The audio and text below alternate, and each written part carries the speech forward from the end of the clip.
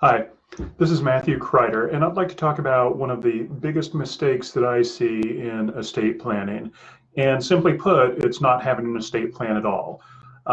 When I started doing estate planning many years ago, I was really surprised to learn that over 70% of the US adult population does not have any sort of plan whatsoever. They don't have a will, they don't have a trust, they don't have health care or financial power of attorney documents. And if you are in that group of people who don't have an estate plan, you're actually in luck because the state of California and the IRS has a plan for you. Now you're not going to like it because you lose a lot of options and you lose a lot of control. The law requires that property be distributed to a certain number of people or to a certain group of people such that you don't have control over it. The law also requires that property be distributed immediately if somebody is over the age of 18. And most people will recognize this as problematic. And so one of the ways that you can protect yourself is to do proper estate planning where you get to say who gets your property, when they get it, and how you get it. I've been talking about what happens when you pass away and how your property is distributed. Another issue comes up if you don't have any planning is what happens if you become incapacitated. Who gets to make decisions for you if you're not able to make financial or healthcare decisions for you? What's the worst that could happen? Well, the worst that could happen is somebody that you love has to petition the court for conservatorship.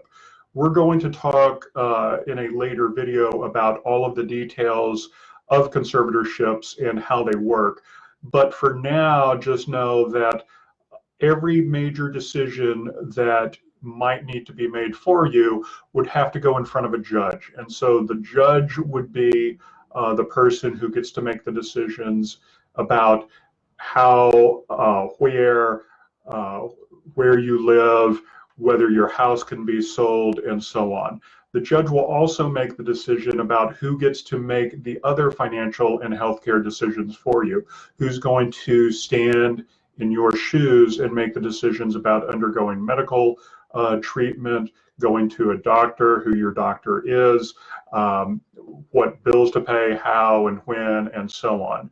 And so by not having an estate plan in place, you lose a lot of control. First, in how your property is distributed when you pass away, and second, and perhaps more importantly, who gets to make the decisions for you if you're not able to make the day-to-day decisions.